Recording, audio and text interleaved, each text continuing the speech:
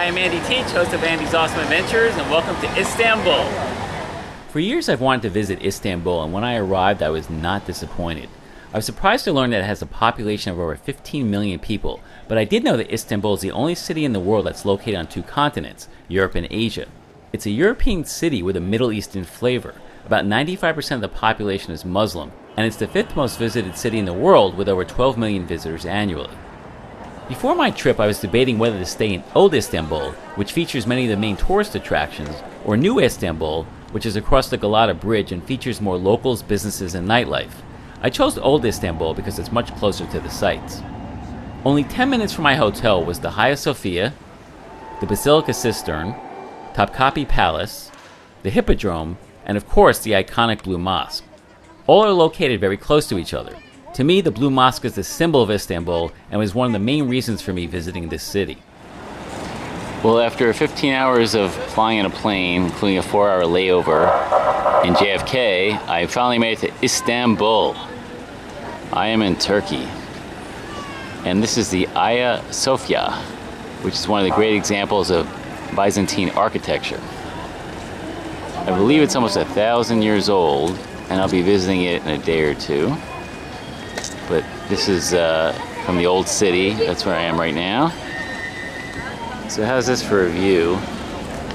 Directly in front of me is the Hagia Sophia, also known as the Hagia Sophia. Beautiful example of architecture. And if I just turn around, I'll do that quickly. There is the Blue Mosque. Another site of incredible architecture. It's called that because inside there were 20,000 bluish tiles. But you can see both of these from this little square. It's beautiful. The Sultan Ahmed Mosque, commonly known as the Blue Mosque, was built from 1609 to 1616 during the rule of Ahmed I. After a crushing loss in the 1603 to 1618 war with Persia, Sultan Ahmed I decided to build a large mosque in Istanbul to reassert Ottoman power. The Blue Mosque is the first of two mosques in Turkey that has 6 minarets, 4 of which stand at the corners. Each of these fluted pencil-shaped minarets has 3 balconies, while the 2 others at the end of the forecourt only have 2 balconies. We are now in the courtyard of the Blue Mosque. The Blue Mosque also has 5 main domes and 8 secondary domes. It incorporates some Byzantine Christian elements of the neighboring Hagia Sophia with traditional Islamic architecture and is considered to be the last great mosque of the classical period. The architect aimed for overwhelming size, majesty, and splendor.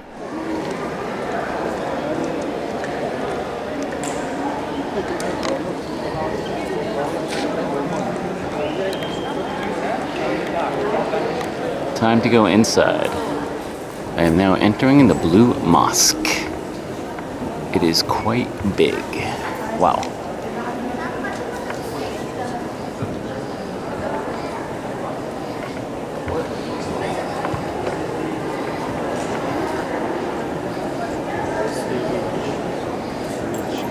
Very high.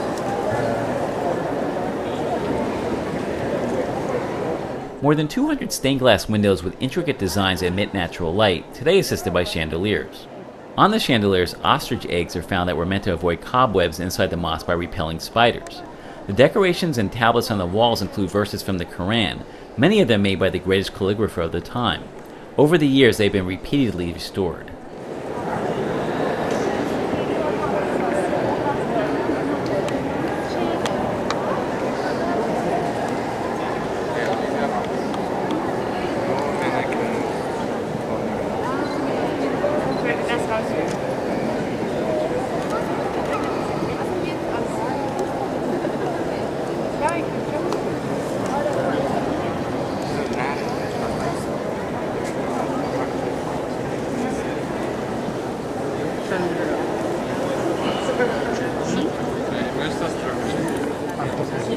So there is a dress code in here. Women must cover their heads and bodies, I believe. Definitely the heads with a scarf. Men must wear long pants, no hats. And you can actually borrow some clothing to cover up here if you need it.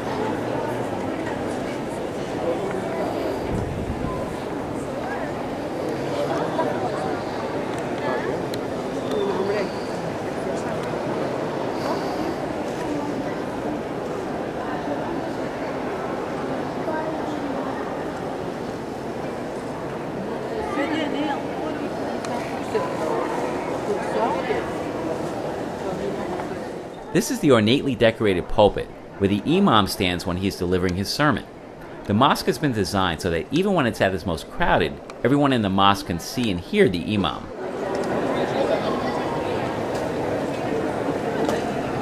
I just stepped out of the Blue Mosque, and that is the Hagia Sophia again. Different view.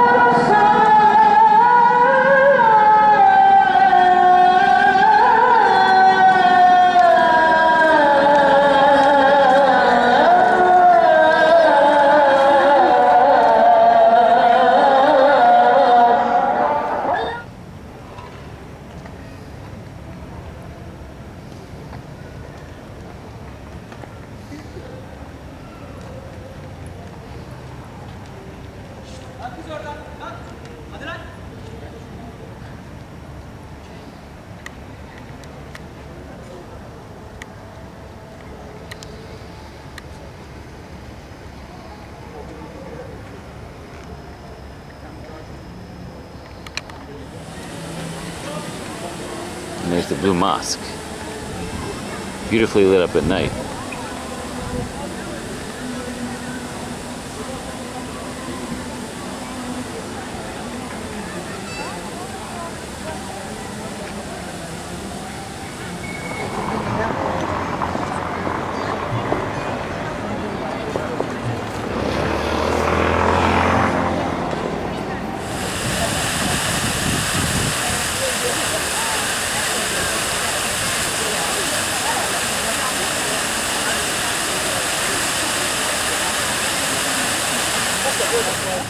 This area was the Hippodrome.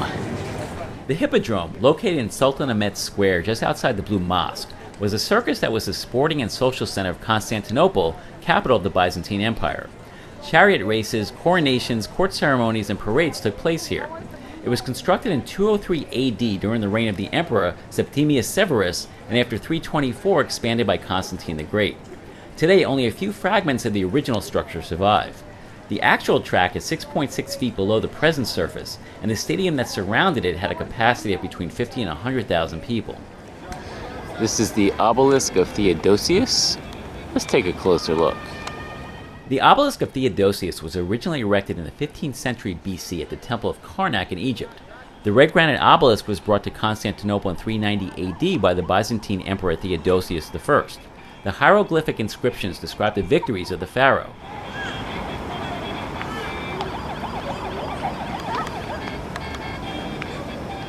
At the bottom is a relief of the emperor and his court.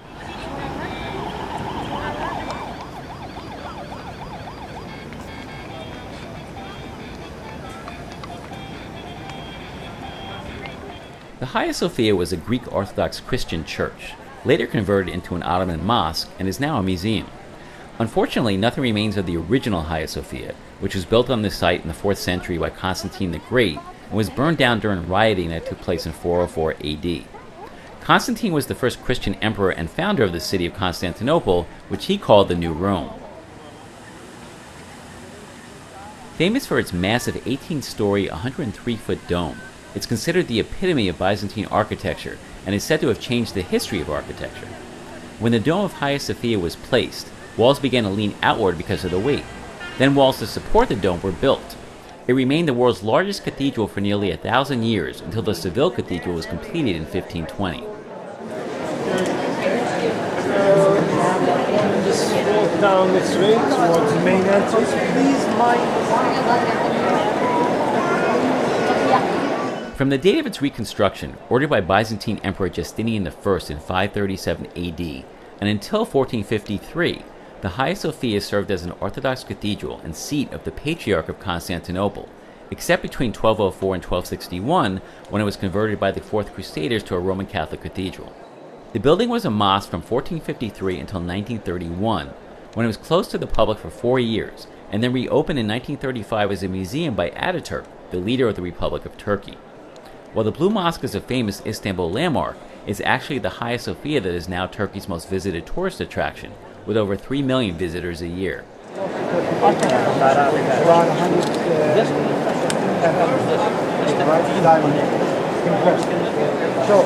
when you look from the stone, to be on the safe side, all kinds of regular designs like floral designs, the same medallions, same calligraphy, small in size, spread in between the stained glasses of that side. Used decorations from early 19th century. Before that it was plain windows. Above these stained glasses and the medallions, you see the mosaic of Virgin Mary holding infant Jesus in her arms.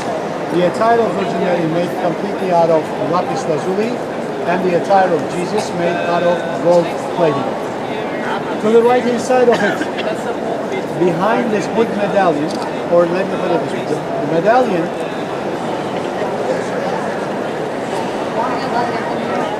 The most famous restoration of the Hagia Sophia was completed between 1847 and 1849 by two Swiss architect brothers who were invited to renovate the mosque. The brothers consolidated the dome and vaults, straightened columns, and revised the decoration of the exterior and the interior.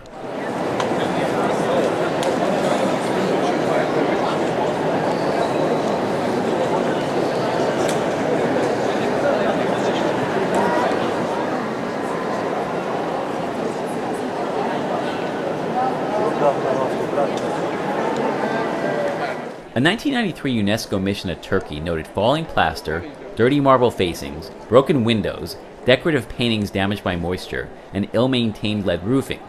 Cleaning, roofing, and restoration have since been undertaken, but as you can see, many recent visitors have found their view obstructed by a huge scaffolding stretching up into the dome.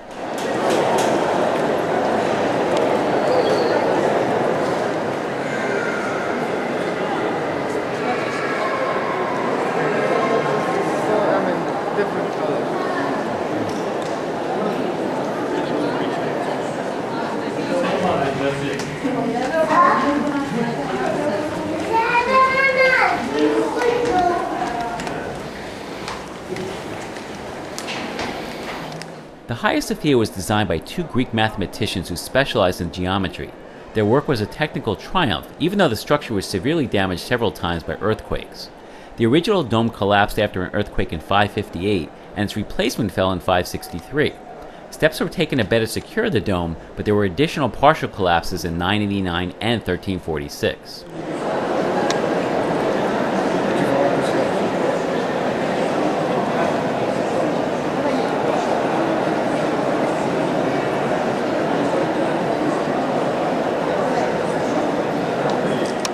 The Desis mosaic probably dates from 1261 AD. It was commissioned to mark the end of 57 years of Roman Catholic use and the return to the Orthodox faith.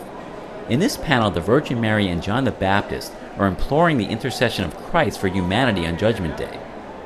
It's widely considered to be the finest mosaic in the Hagia Sophia because of the softness of the features, the humane expressions, and its tones. The style is close to that of the Italian painters of the late 13th or early 14th century, and it's considered to be the beginning of the Renaissance in Byzantine art.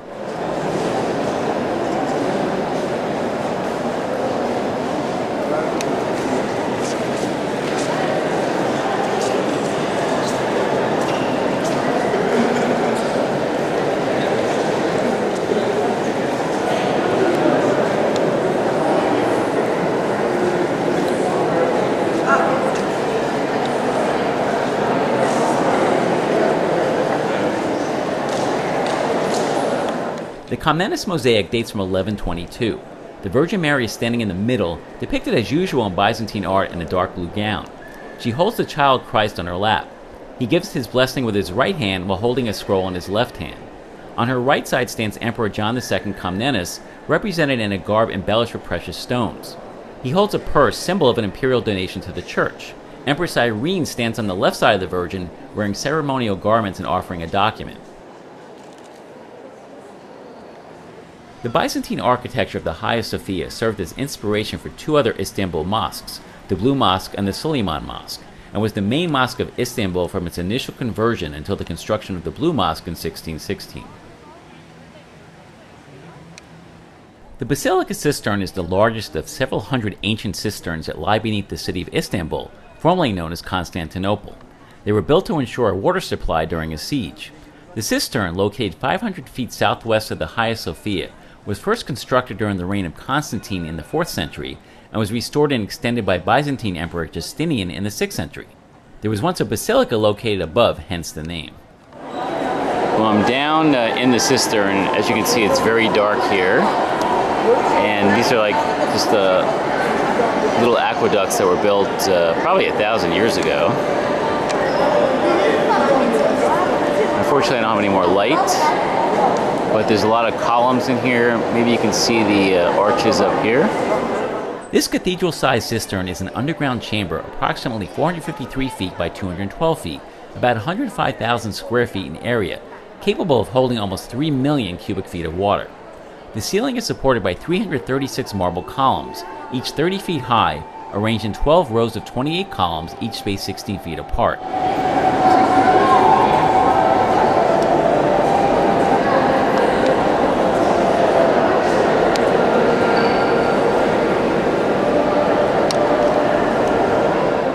The bases of 2 columns feature blocks carved with the image of Medusa. Tradition has it that the blocks are placed upside down and sideways in order to negate the power of her gaze, because legend has it that the Medusa had the power to turn people who looked at her to stone. However, it's widely thought that one head was placed sideways only to be the proper size to support the column. 52 stone steps descend into the entrance of the cistern. The cistern is surrounded by a fire brick wall with a thickness of 13 feet and coated with a waterproofing mortar. The Basilica Cistern's water came from a water distribution center in the Belgrade Forest, which lies outside the city. It then traveled through 2 aqueducts to get here. There's a few creatures down here, some type of fish. I'm not sure what they are. Probably can't see them.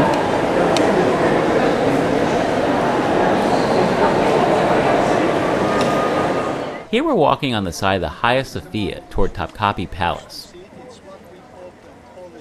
The Topkapi Palace is a large palace that was one of the major residences of the Ottoman sultans for almost 400 years of their 624-year reign, from 1465 to 1856. The Sultan would enter the palace through the Imperial Gate, also known as the Gate of the Sultan. This massive gate, originally dating from 1478, is now covered in 19th century marble. Ottoman calligraphy adorns the structure at the top, with verses from the Quran and royal signatures of the sultans.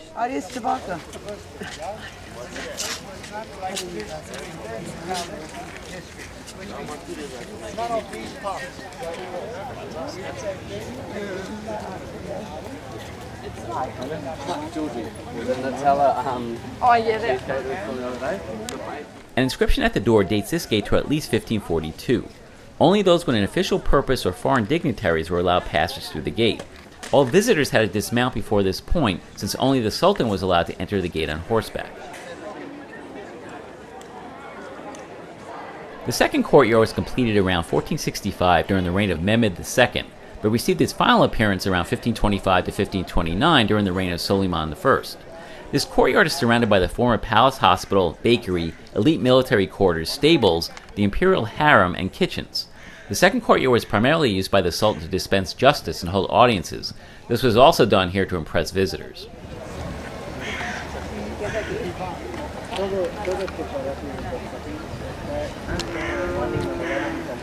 The tower is several stories high and the tallest structure in the palace, making it clearly visible from the Bosphorus as a landmark.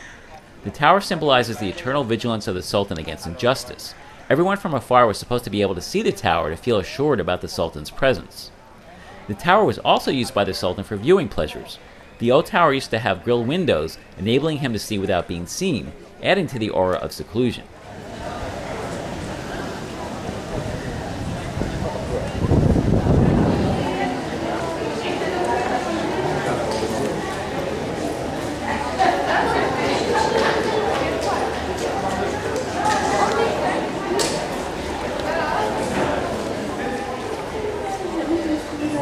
The Imperial Council building is the chamber in which the ministers of state and other leading officials of the Ottoman state held meetings.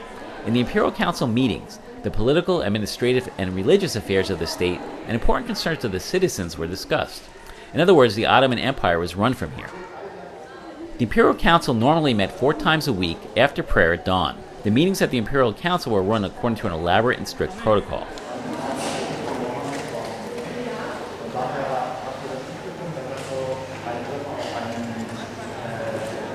The Gate of Felicity is the entrance into the inner court, also known as the third courtyard. The third courtyard comprises the private and residential areas of the palace. The gate is a dome supported by marble pillars. It represents the presence of the Sultan in the palace. No one could pass this gate without the authority of the Sultan.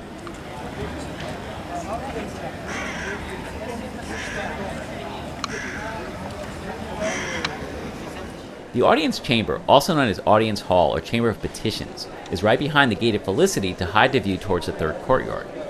This 15th century building is an Ottoman kiosk, surrounded by a colonnade of 22 columns. Inside is the main throne room, where the Sultan would sit on the canopied throne and personally receive the high officials and foreign ambassadors. The high officials came here to present their individual reports to the Sultan.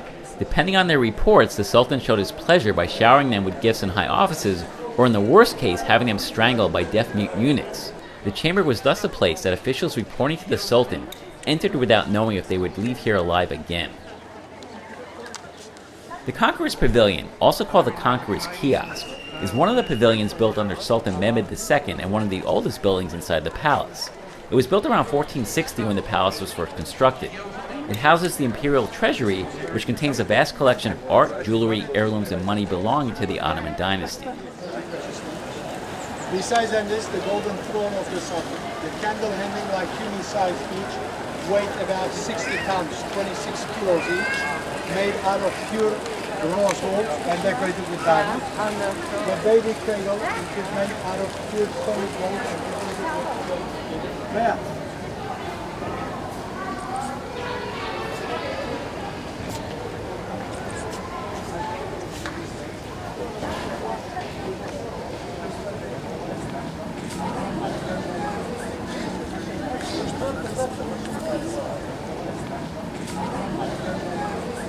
The Baghdad Kiosk was built to commemorate the Baghdad campaign of Murad IV after 1638.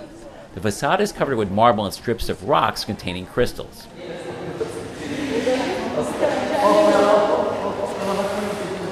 The interior is an example of an ideal Ottoman room.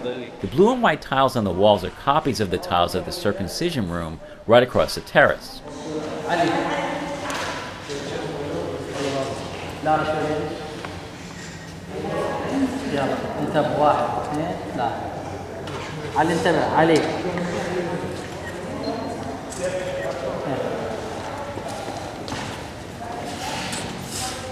With its tiles dating to the 17th century and its mother-of-pearl, tortoise-shell decorated cupboard and window panels, this pavilion is one of the last examples of the classical palace architecture.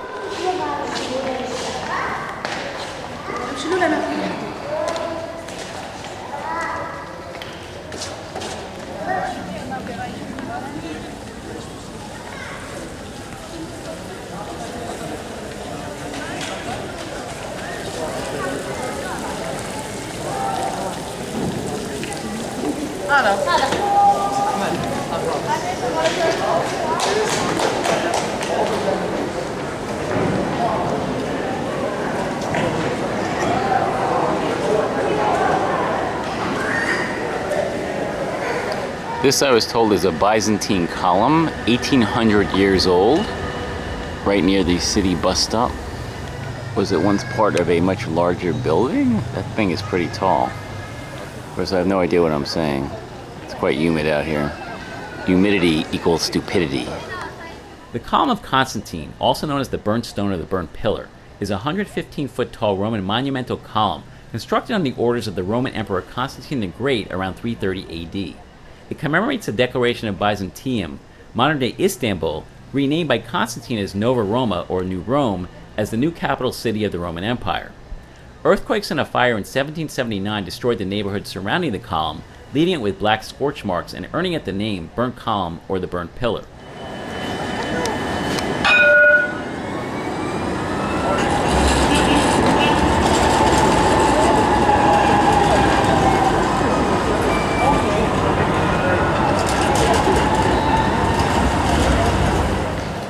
This is the tram stop, and a couple weeks before I got here, there was some warnings about possible terrorist activities with bus stops, public transportation, subways.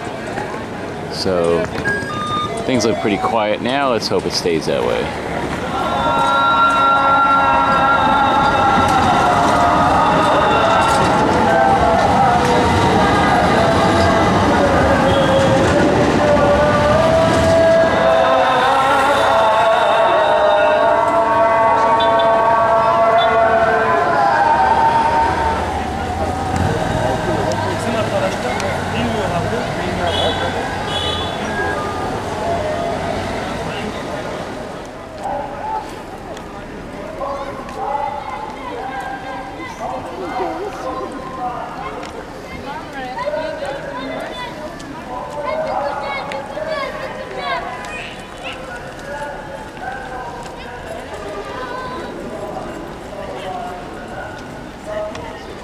The Suleymaniye Mosque was built on the order of Sultan Suleiman the Magnificent. The construction work began in 1550, and the mosque was finished in 1557 and was designed by the greatest architect of his time, Mimar Sinan. Like all big and important mosques of that period, this mosque was built as a complex including a hospital, library, madrasa, kitchen, hospice for the poor, baths, and shops. It's one of the best examples of Ottoman Islamic architecture in Istanbul. This vast religious complex blended Islamic and Byzantine architectural elements. It combines tall, slender minarets with large dome buildings supported by half domes in the style of the Byzantine church Hagia Sophia. Looks like a prayer service just ended. Let's see if I can go inside.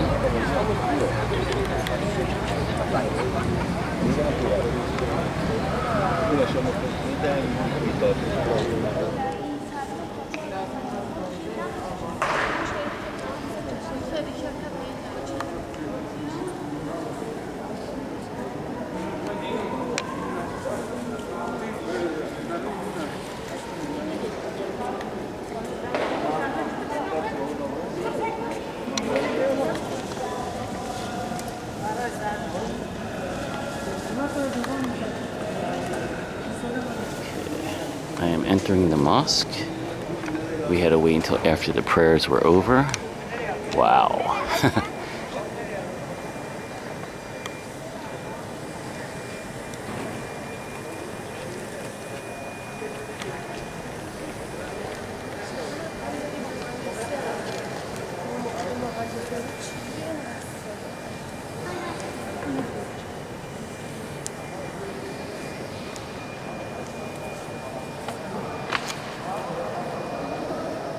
The interior of the mosque is almost a square, 194 feet in length and 190 feet in width, forming a single vast space. The interior decoration is subtle, with very restrained use of Iznik tiles, unlike the Blue Mosque. So we have to stay over here. This is where the prayers take place, when they do take place. Beautiful.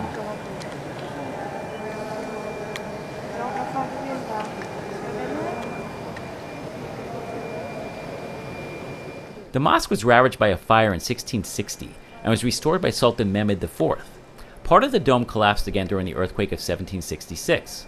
Subsequent repairs damaged what was left of the original decoration of Sinan.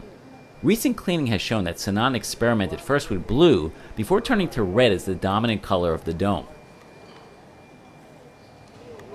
Sinan decided to make a radical architectural innovation to mask the huge buttresses which he needed to support the building. He incorporated the buttresses into the walls of the building, with half projecting inside and half projecting outside, and then hid the projections by building colonnaded galleries. There is a single gallery inside the structure and a two-story gallery outside.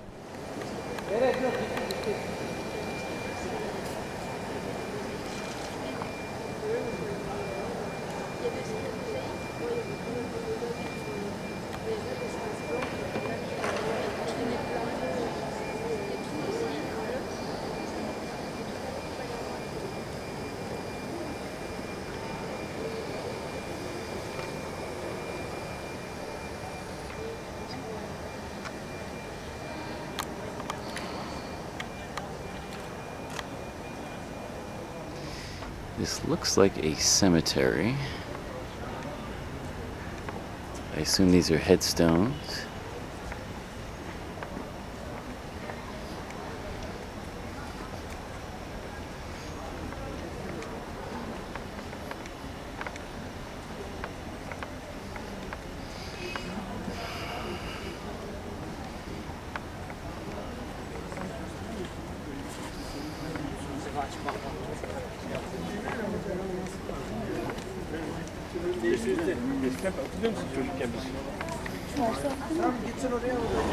And wait till you see this view.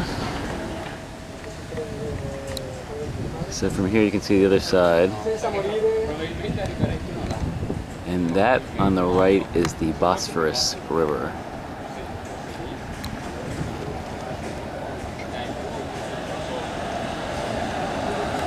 Later on I'm going to take a cruise on the river.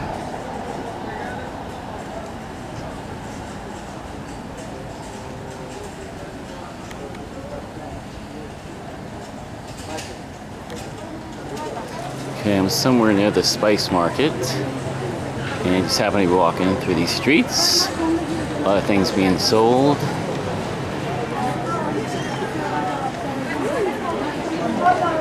And my understanding is you can negotiate. Looking forward to doing that at the Grand Bazaar and the Spice Bazaar. I am not in Kansas anymore. I hope these people don't mind me filming them. Don't worry everyone, you're going to be on Andy's Awesome Adventures from Istanbul. Today I think is Friday, I'm losing track of time. But I slept from about 9 p.m. to 11:30 in the morning. So yesterday I was quite jet lagged.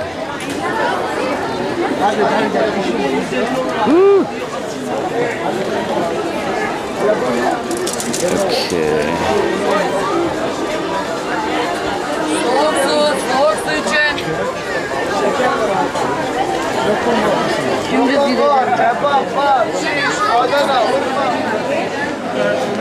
Well, I found the spice market, and I am going to buy some spices. Let's take a look.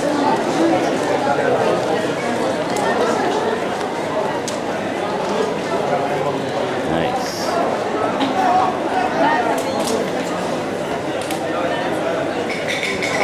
I think there's like 90 shops here. They sell things other than spices, obviously.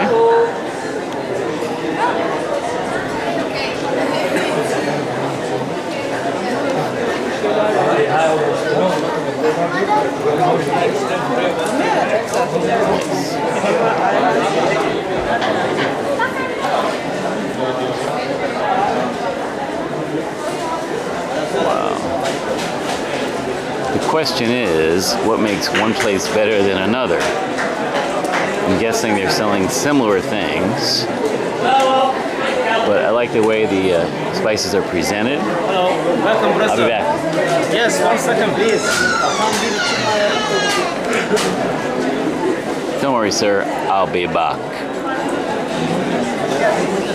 Nice. Alright, today's going to turn to a shopping day.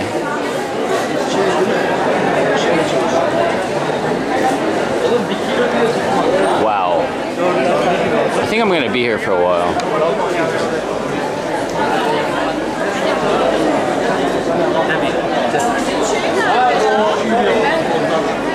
The Yazmir spices. Yes, Yazmir spices. This one right here. Nice. It's here. Okay. I would like a Andy's Awesome Adventures discount. 10 lira. These minimum prices for you, last prices. What's the best price you got for me? Yes, 18. Yazmir. What do we got here? 15% for you. 15 lira. So that's the Andy's Awesome Adventures discount. Okay. Yes, 15% for you. I'll give you 12 lira. No? Like minimum price for you. Minimum. Normal like this is 10%. All together, last price is 15%. 15%. This one 18 lira and 15% for you. 15 lira. 15 lira for you. Go down a little bit more. Just a little bit. Which one you like? Yazmir spices. Yazmir, yes. This one small, bigger one. No, I have to do a small one. Small one. I have to fit in my luggage. 13 lira. 13 lira. Oh, No? 15 for you. I'm not doing a good job negotiating. 15 for 15 you. for me? Yes. 14 lira. 14 one. No? This guy's tough. I thought you can negotiate here. Yes, I know.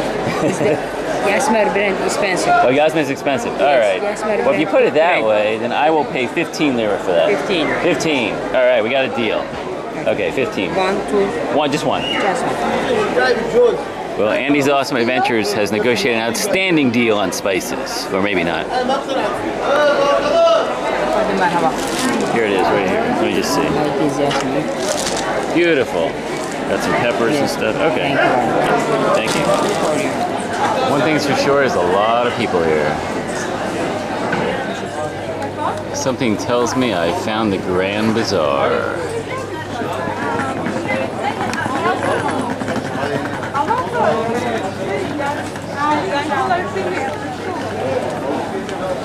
Considering it's 98% humidity, I am going inside out of the sun. See if that helps. Well, we know where the police are. Welcome to the Grand Bazaar.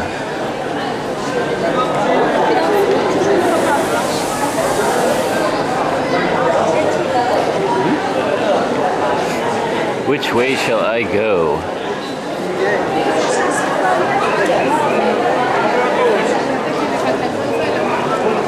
This looks pretty nice, actually.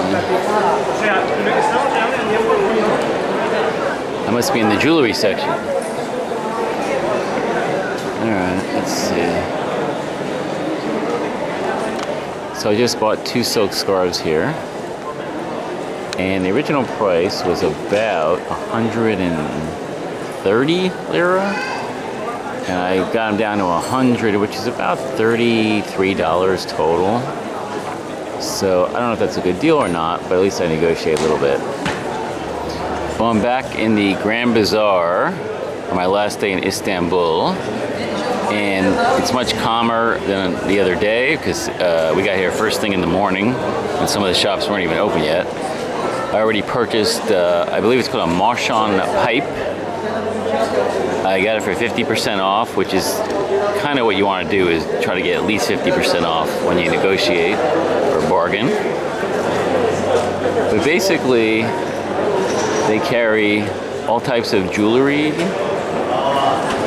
Turkish delights, food, carpeting, silk, handbags.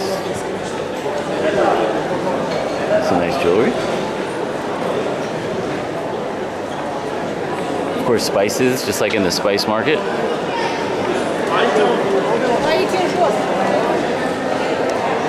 Now, there are over 4,000 shops here, and it's very easy to get lost. So this is the main drag, and all the gates are numbered, so you want to follow the signs to the gate number. Not if you get lost, when you get lost. That looks kind of cool. Perfume oils.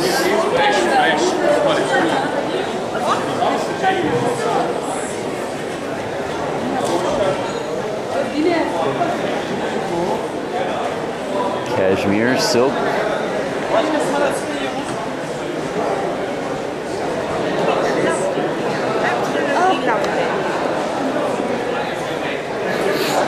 Smell those spices. All right, well, I just walked from gate 7 to gate 1, and I'm going to turn around and do some more window shopping. Ve bizlerin barış konusunda yeniden bir çıkış yapmasını diliyoruz.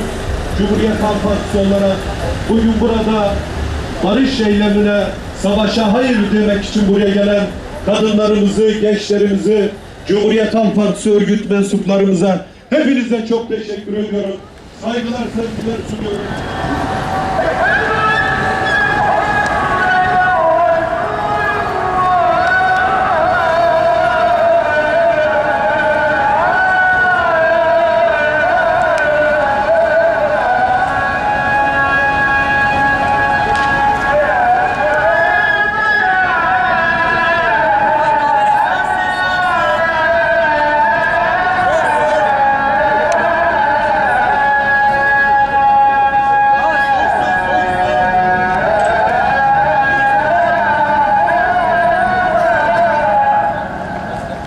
So I just crossed the bridge. On this side, down there is Old Istanbul. And that's where the Blue Mosque is, things like that. This is the Bosphorus. Across the way is Istanbul, but that is Asia, the Asian side. I'm standing in the European side.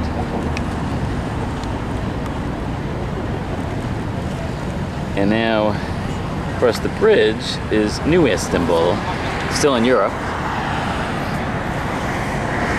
But as you can see, Istanbul is spread out. 15 million people live here. And it's the only city, I believe, in the world that is in 2 different continents. So later on, I'm going to take the Bosphorus cruise, which is headed that way. This is the Golden Horn.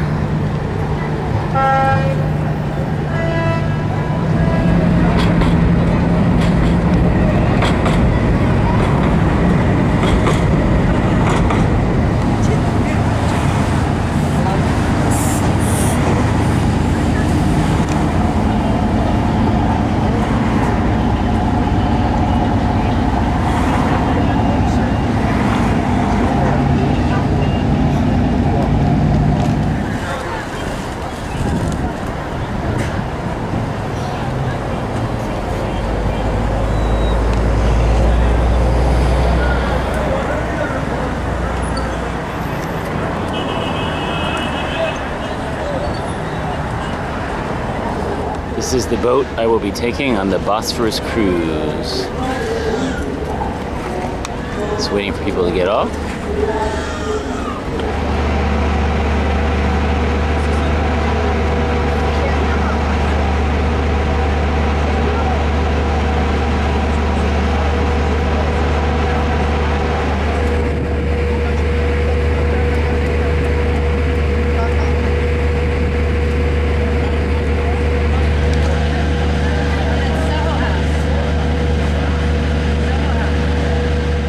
Dolmabahce Palace served as the main administrative center of the Ottoman Empire from 1856 to 1887 and from 1909 to 1922. It replaced the Topkapi Palace as the center of the Ottoman Empire because it had more luxury and comfort.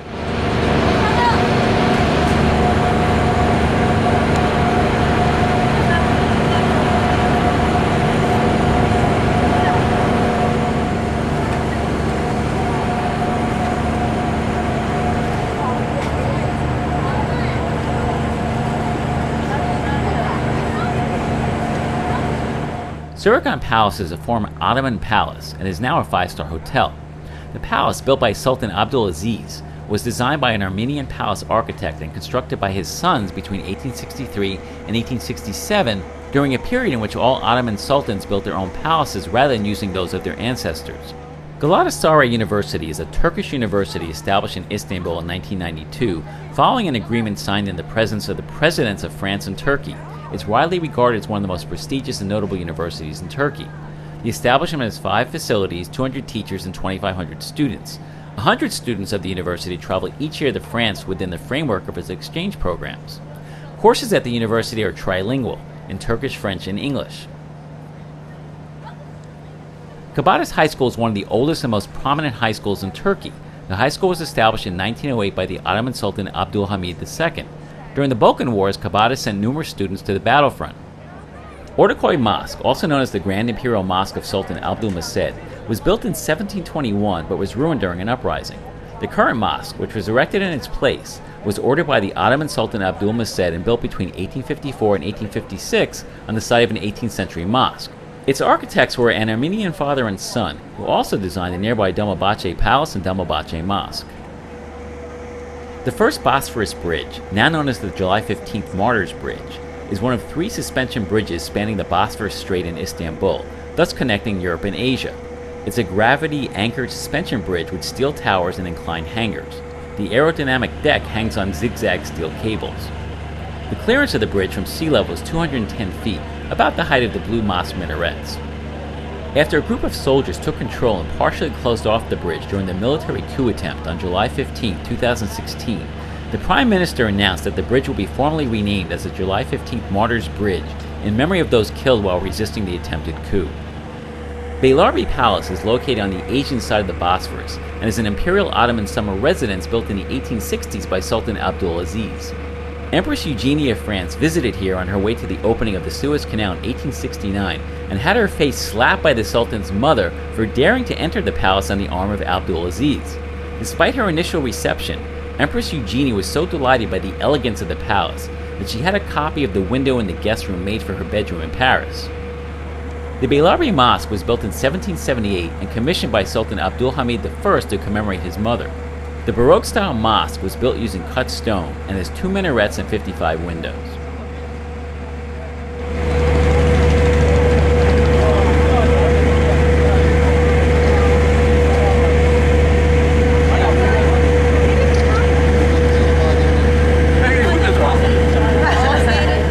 Rumelisare Castle, also known as Rumelian Castle, is a fortress on a hill at the European side of the Bosphorus. The castle is situated at the narrowest part of the Bosphorus Strait, which is 2,165 feet across. It was built by the Ottoman Sultan Mehmed II between 1451 and 1452 before his army's conquest of Constantinople in order to control the sea traffic on the Bosphorus Strait and prevent aid from the Black Sea to reach Constantinople during the Turkish siege of the city in 1453. With the help of thousands of masons and workers, the fortress was completed in a record time of 4 months and 16 days in August 1452. The fortress lost its importance when several other fortresses were built along the coastline. In the 17th century, it was used as a prison primarily for foreign prisoners of war. The castle was partially destroyed by an earthquake in 1509 and was restored and renovated several times in the following years. In 1746, a fire broke out, destroying the wooden parts of the main towers. During the reign of Sultan Selim III, it was built again.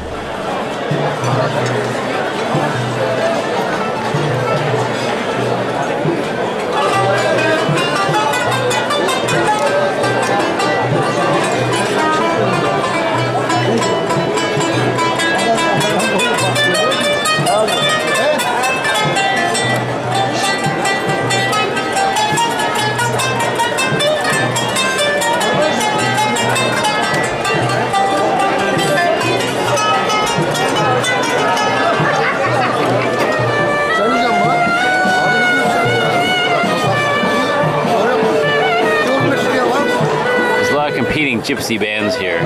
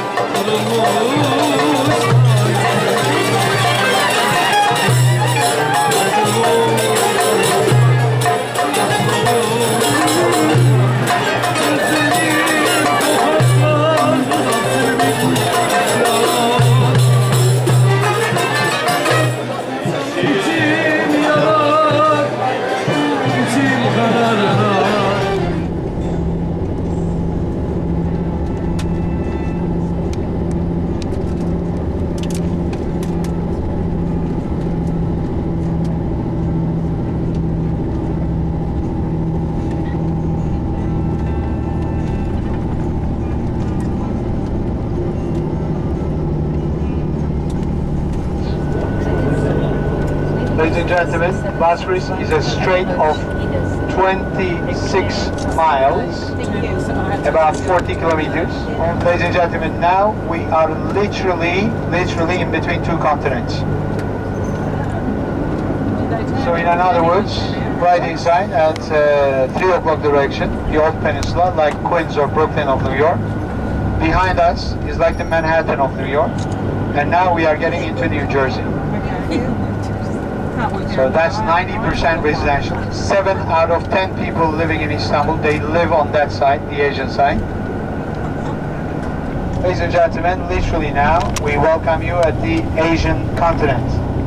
As we say farewell to Istanbul, I have to say that it quickly became one of my favorite cities to visit, and I visited hundreds of cities in the world. Between the people, the food, the Turkish coffee and tea, the call to prayer, the history, and the amazing architecture, Istanbul is an assault on the senses. There's something interesting to see in every corner. I'm so glad I got to visit Istanbul, and I hope that one day you'll get to experience this incredible city as well.